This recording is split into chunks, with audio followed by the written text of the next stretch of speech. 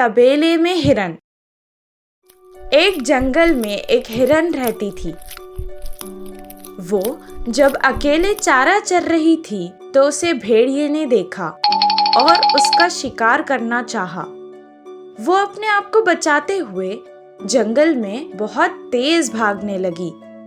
वो भागते भागते जंगल के पास के गांव में चली गई। पिछली बार जब भेड़िया उस गांव में गया था तो गांव के किसानों ने उसे मार मार कर भगा दिया था। उसे वो याद आ गया और वो वापस जंगल में आ गया और हिरन पास के गायों के तबेले में आ गई। उसे देखकर एक गाय ने उससे कहा, अपनी जान बचाने तुम यहाँ आ तो गई हो, पर यहाँ ज्यादा देर तक नहीं रह सकती, तुरंत चले जाओ वापस। हिरन ने जवाब दिया, दोस्त, मैं अपनी जान बचाने यहाँ आई थी। जैसे ही सब ठीक हो जाएगा मैं वापस चली जाऊंगी। बस कुछ समय यहाँ रहने दो। हिरन की ये बात सुनकर गाय ने उसकी बात मान ली। कुछ देर बाद काम वाले वहाँ आए और गायों को चारा पानी डालकर चले गए, पर उन लोगों ने वहाँ उसे नहीं देखा।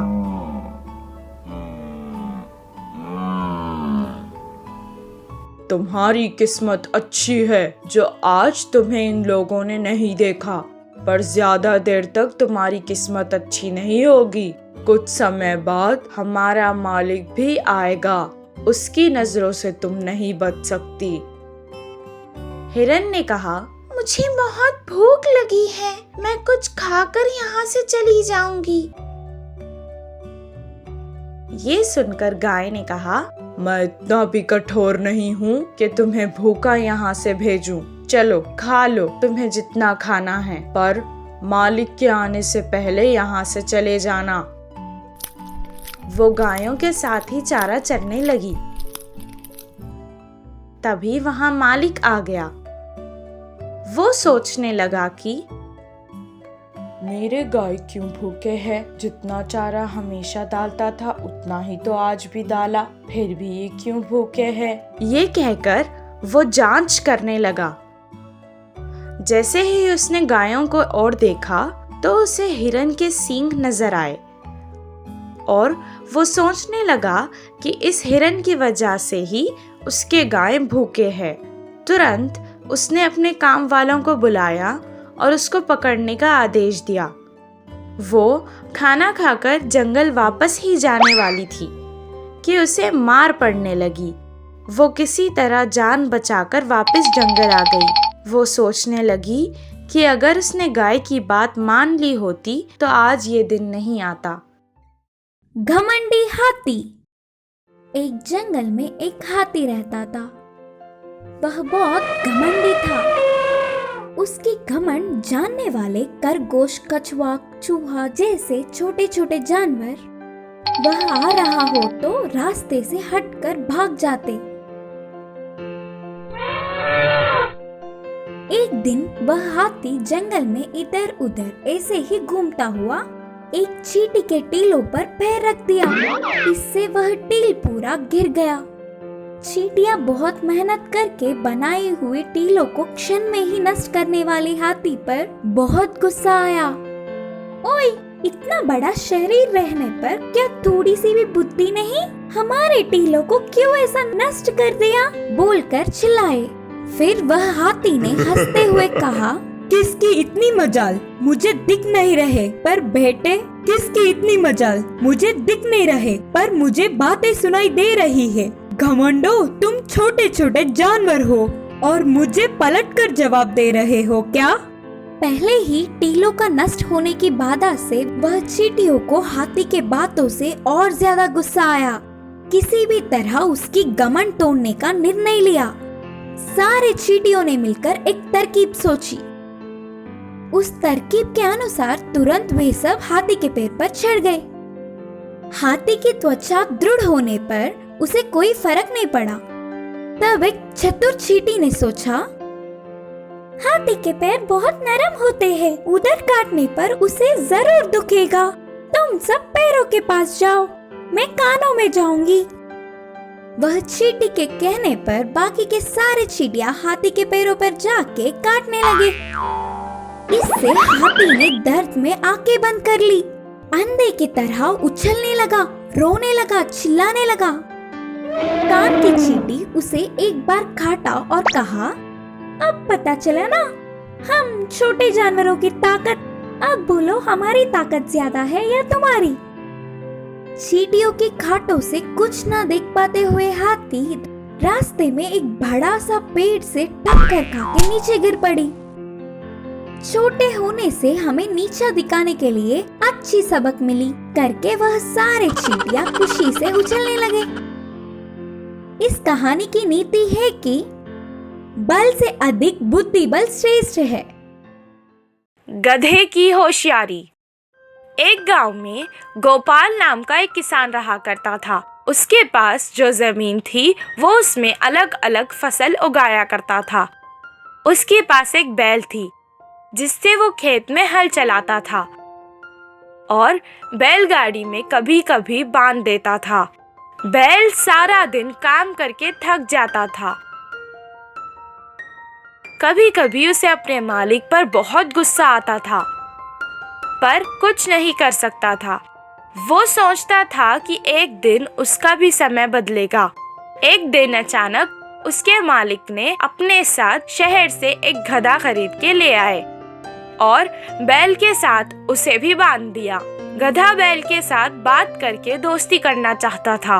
वो उससे कहने लगा, हमारे मालिक तुम्हें अच्छे से देखते हैं। गधे की बात सुनकर बैल दुखी हो गया और अपना सारा हाल सुनाने लगा। ये सुनकर गधे ने कहा, अगर तुम्हें काम से बचना है तो मैं एक उपाय देता हूँ। इसी बात का वो इंतजार कर रहा था कि कोई उसे काम से बचने का उपाय दे। तुम खाना पीना छोड़ दो और बीमार होने का नाटक करो। इससे मालिक तुम्हें कोई काम नहीं देंगे। गधे की सलाह सुनकर अगले दिन से वो बैल वैसे ही करने लगा। ना खा रहा था, ना पी रहा था, ना ही खड़ सकने का नाटक कर रहा था। उसे बीमार देखकर किसान उसे छोड़कर अकेला ही खेत चला गया। वो वैसे ही सारा दिन तक बीमार होने का नाटक कर रहा था। 8 दिन बाद किसान ने उस तंदुरुस्त गधे को बैल की जगह अपने साथ खेत ले गया। जो काम वो बैल से करवाता था वो अब गधे से करवाने लगा। सारा दिन मेहनत करने के बाद गधा रात को थक जाता था। बैल को आराम करते देख के वो कहने लगा, अయ్यो, मैंने उसकी मदद करके अपना ही नुकसान कर लिया। बचने के लिए कुछ उपाय सोचना पड़ेगा। सारी रात वो यही सोचता रहा। सुबह जब वो बैल के पास गया तो उससे कहने लगा कि तुम्हें देखकर मुझे बहुत अफसोस हो रहा है।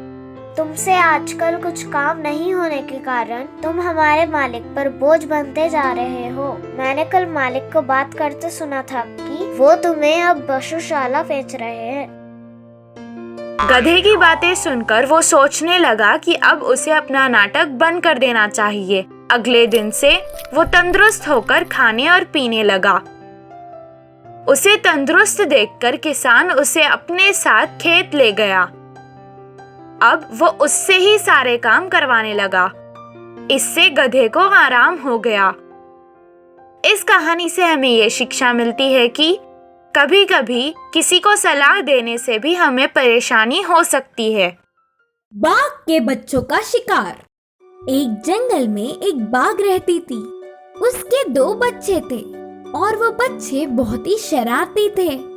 माँ बाघ हर रोज अपने बच्चों को थोड़ी देर शिकार करना सिखा देती। छोटे छोटे जानवरों का कैसे शिकार किया जाता है करके दिखाती थी।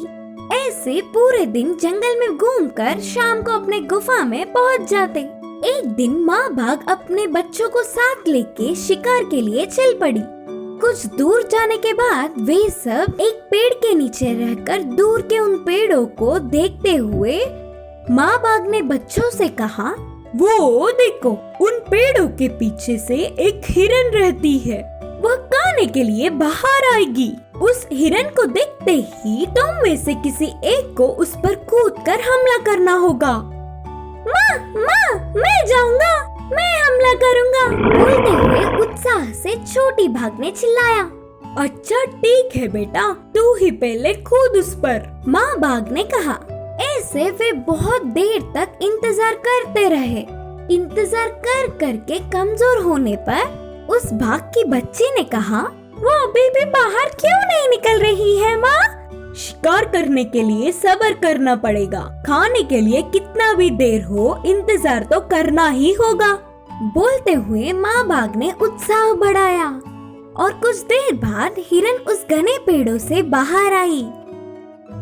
उसे देखते ही दूसरी बाघ की बच्ची उसके लिए भागने लगा, लेकिन हिरन ने बाघ का आना तुरंत पहचान लिया और उसके हाथ ना लग पाते हुए तेज भागने लगी।